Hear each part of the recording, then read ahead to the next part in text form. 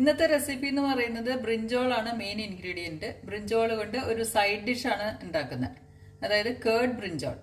ബ്രിഞ്ചോളും തൈരും, അതായത് വഴുതനങ്ങയും തൈരും കൂടി മിക്സ് ചെയ്തിട്ടുള്ള ഒരു സൈഡ് ഡിഷാണ് ഉണ്ടാക്കുന്നത്. ഇതിപ്പോൾ ചോറിൻ്റെ കൂടെ ആയാലും ചപ്പാത്തിയുടെ കൂടെ ആയാലും ഒക്കെ കഴിക്കാൻ പറ്റുന്ന നല്ലൊരു സൈഡ് ഡിഷാണ്.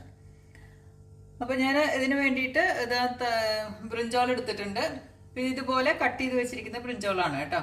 അതായത് ഒരുപാട് തിക്നെസ് പാടില്ല, എന്നാൽ വളരെ തിന്നാവാനും പാടില്ല. കട്ടി പാടില്ല, വളരെ തിന്നാവാനും പാടില്ല. ഇതുപോലെ റൗണ്ട് ആയിട്ട് കട്ട് ചെയ്ത് വെച്ചിരിക്കുന്ന ബ്രിഞ്ചോളാണ്.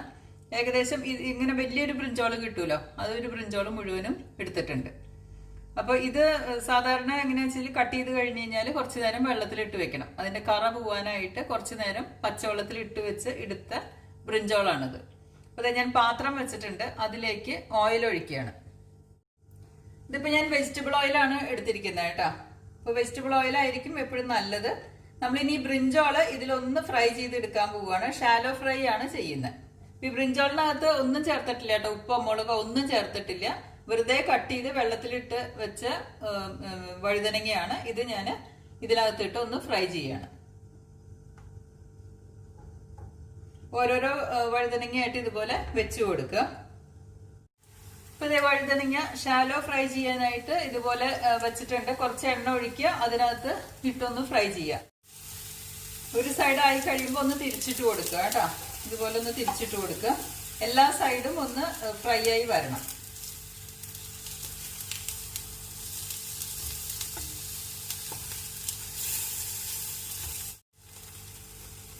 ഇതൊന്ന് ഫ്രൈ ആയിട്ടുണ്ട്. ഇപ്പൊ ഞാനത് പാനിൽ നിന്ന് മാറ്റാൻ പോവുകയാണ്.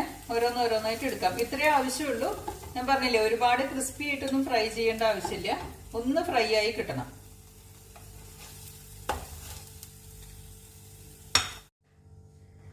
ഇപ്പൊ ഇത് എല്ലാ ബ്രിഞ്ചോളും ഞാൻ ഫ്രൈ ചെയ്ത് മാറ്റി വെച്ചിട്ടുണ്ട്. എണ്ണ ഒഴിക്കുകയാണ്.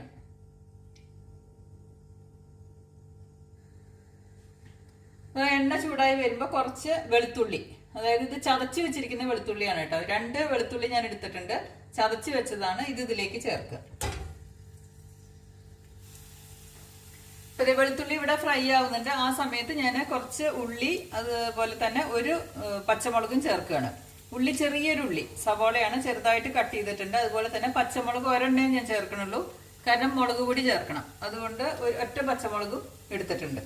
അതും ഇതിലേക്ക് ചേർത്ത് മിക്സ് ചെയ്യാം.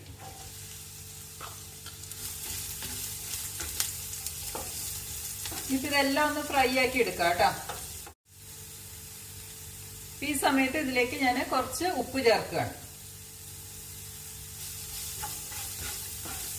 ഉപ്പ് കൂടി ചേർത്തിട്ട് നന്നായിട്ടൊന്ന് മിക്സ് ചെയ്യാം. ഇതിലേക്ക് 1/2 സ്പൂൺ മഞ്ഞൾപ്പൊടി ചേർക്കുകയാണ്.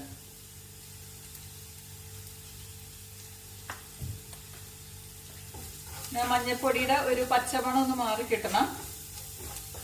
ഇനി വേണ്ടത് 1 സ്പൂൺ കൊറിയൻഡർ പൗഡർ, അതായത് മല്ലിപ്പൊടി.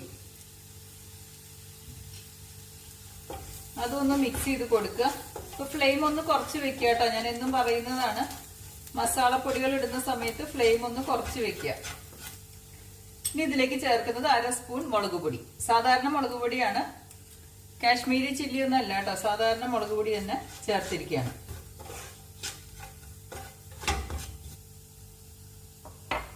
1/2 സ്പൂൺ ഗരം മസാലപ്പൊടി. എല്ലാ പൊടികളും നമ്മൾ ചേർത്ത് കഴിഞ്ഞു. മല്ലിപ്പൊടി, മുളക് പൊടി, മഞ്ഞൾപ്പൊടി, കുറച്ച് ഗരം മസാലപ്പൊടി, ഇത്രയും നമ്മൾ ചേർത്ത് ഇത് നന്നായിട്ടൊന്ന് സോട്ട് ചെയ്തെടുക്കുക. ഇനിയിപ്പോ ഞാൻ എടുത്തു വെച്ചിരിക്കുന്നത് തൈരാണ്. ഇപ്പൊ ഒരു 2 കപ്പ് തൈര് ഞാൻ എടുത്തു വെച്ചിട്ടുണ്ട്. അപ്പൊ നമ്മളിവിടെ ചെയ്യുന്നത് ഇതാണ്, തൈരും ബ്രിഞ്ചോളും കൂടി ഉള്ള ഒരു സൈഡ് ഡിഷാണ് ഉണ്ടാക്കുന്നത്.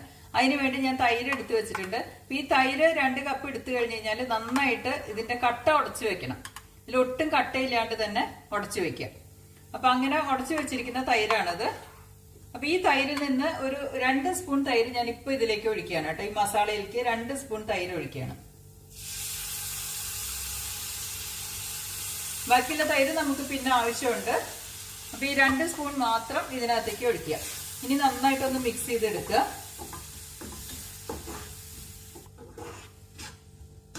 ഇപ്പൊ ഈ തൈരും മസാലയും എല്ലാം കൂടി നന്നായിട്ടൊന്ന് മിക്സായി വരണം.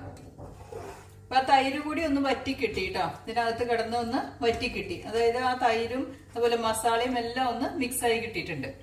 ഇനി ഇതിലേക്ക് ഒഴിക്കേണ്ടത് കുറച്ച് വെള്ളം, വളരെ കുറച്ച് വെള്ളം ഒഴിക്കുക കേട്ടോ.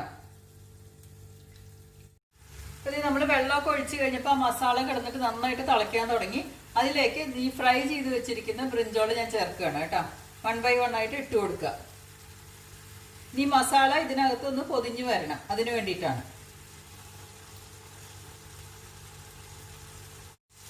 ഇപ്പൊ ഒരു സൈഡ് ആയിട്ടുണ്ട്, അപ്പൊ ഒന്ന് തിരിച്ചിട്ട് കൊടുക്കുക കേട്ടോ. കാരണം ഇത് ഓൾറെഡി ഒന്ന് ഫ്രൈ ആയതാണ്, അപ്പൊ ഒരുപാട് നേരം കുക്ക് ചെയ്യാനൊന്നും ഇല്ല അതില്. അപ്പൊ എല്ലാം ഒന്ന് തിരിച്ചിട്ട് കൊടുക്കുക.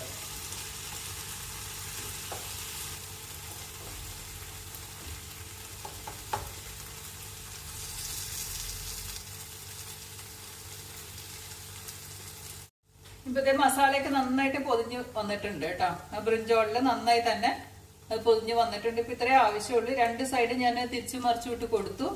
ഇപ്പൊ മസാലയൊക്കെ ഇതിൽ നന്നായിട്ട് മിക്സ് ആയി വന്നു. ഇനിയിപ്പോ ഇത് നമുക്ക് ഈ സ്റ്റവിൽ നിന്ന് മാറ്റാം. ഇത് ഇതുപോലെ തന്നെ ഇരിക്കട്ടെ. മാറ്റി ഇനിയിപ്പോ ഞാൻ കുറച്ച് വറുത്തിടാൻ വേണ്ടിട്ട് ജീരകം വറുത്തിടണം. അതിന് വേണ്ടിട്ട് ഇത് ഞാൻ പാത്രം വെച്ചിരിക്കുകയാണ്. അതിലേക്ക് കുറച്ച് ഓയില്,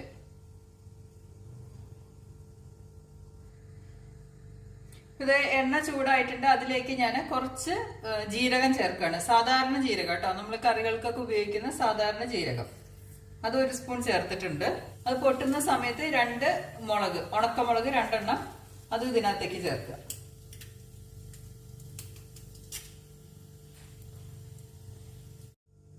ഇത് ഇവിടെ ജീരകം ഫ്രൈ ചെയ്ത് വെച്ചിട്ടുണ്ട്. അതുപോലെ തന്നെ തൈര് നന്നായിട്ട് കട്ട ഉടച്ച് റെഡിയാക്കി വെച്ചിട്ടുണ്ട്.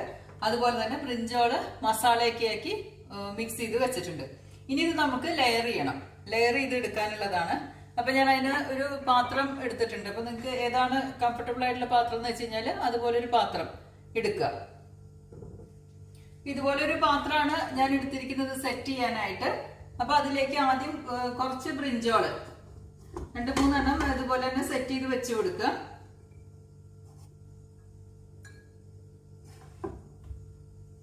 അതിനകത്ത് മസാലയൊക്കെ ഇതിനകത്ത് ഇങ്ങനെ മിക്സ് താഴെ ഇങ്ങനെ സ്പ്രെഡ് ചെയ്ത് കൊടുക്കുക കേട്ടോ.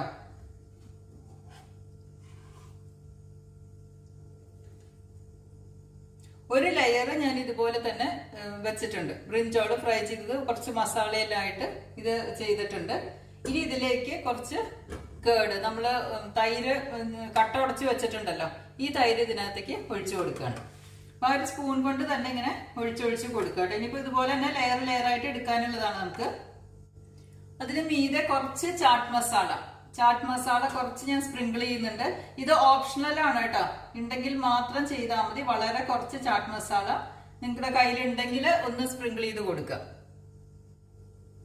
ഇനി അതിന് മീതെ കുറച്ച് മല്ലിയില കുറച്ച് ഇതിൽ ഒന്ന് വീണ്ടും വളരെ കുറച്ച് ഇതുപോലെ ഇങ്ങനെ ഇട്ട് കൊടുത്താൽ മതി.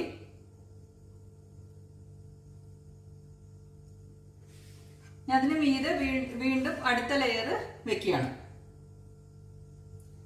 ഇപ്പൊ 2ാമത്തെ ലെയർ ബ്രിഞ്ചോളും കൂടി ഞാൻ ഇതിന്റെ മീതെ വെച്ചിട്ടുണ്ട് കേട്ടോ. ഇതിന്റെ മീതെ ഇങ്ങനെ വെച്ചിട്ടുണ്ട്. ഇനി ഇതിന്റെ മീതെ വീണ്ടും നമ്മൾ തൈര് ഒഴിച്ചു കൊടുക്കാൻ പോവുകയാണ്. അപ്പൊ നേരത്തെ ചെയ്ത അതേ പ്രോസസ്സ് തന്നെ വീണ്ടും ചെയ്യാം, അത്രേ ഉള്ളൂ. ഇപ്പൊ വീണ്ടും ഇതിന്റെ മീതെ തൈര്, അതുപോലെ തന്നെ ഞാൻ ചാട്ട് മസാല കുറച്ച് ചേർക്കുന്നുണ്ട്. പിന്നെ അതുപോലെ മല്ലിയില.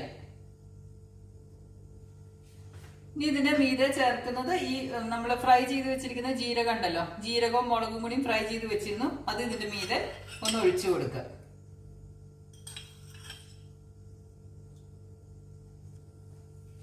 ഇത്രയേ ഉള്ളൂ. നമ്മൾ സെറ്റ് ചെയ്ത് കഴിഞ്ഞു കേട്ടോ. നമ്മുടെ കേർഡ് ബ്രിഞ്ചോൾ റെഡി ആയിട്ടുണ്ട്. അപ്പൊ എല്ലാവരും ഉണ്ടാക്കി നോക്കുക. വളരെ ടേസ്റ്റി ആയിട്ടുള്ള ഒരു സൈഡ് ഡിഷ് ആണ് കേട്ടോ.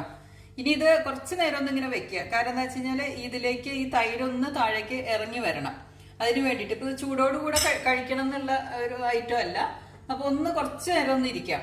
കുറച്ച് നേരം ഇരുന്ന് കഴിയുമ്പോൾ ആ തൈരൊക്കെ ഒന്ന് താഴേക്ക് ഇറങ്ങി ആ ബ്രിഞ്ചോളിലൊക്കെ നന്നായിട്ടൊന്ന് പിടിച്ചിട്ടുണ്ടാവും. അപ്പോഴാണ് ഇത് കൂടുതൽ ടേസ്റ്റ് ഉണ്ടാവുക. ഈ സമയത്തും കഴിക്കാം കേട്ടോ, കഴിക്കണ്ടെന്നല്ല. പക്ഷെ എന്നിരുന്നാലും കുറച്ച് നേരം വെക്കുകയാണെങ്കിൽ കുറച്ചും കൂടി ടേസ്റ്റ് കിട്ടും. അപ്പൊ ഇത് ചോറിന്റെ കൂടെ ആയാലും ചപ്പാത്തിയുടെ കൂടെ ആയാലും ഒക്കെ കഴിക്കാൻ വളരെ ടേസ്റ്റി ആയിട്ടുള്ളൊരു സൈഡ് ഡിഷാണ്. അപ്പൊ എല്ലാവരും ഉണ്ടാക്കി നോക്കുക, അഭിപ്രായം അറിയിക്കുക. ചാനൽ സബ്സ്ക്രൈബ് ചെയ്യാൻ മറക്കരുത്. ചാനൽ സബ്സ്ക്രൈബ് ചെയ്യണം. ഫേസ്ബുക്കിലും എല്ലാവരും വാച്ച് ചെയ്യണം. പിന്നെ അത് കൂടാതെ ഷെയർ ചെയ്യുക, ലൈക്ക് ചെയ്യുക, കമന്റ് അറിയിക്കുക കേട്ടോ. Thank you for watching my video.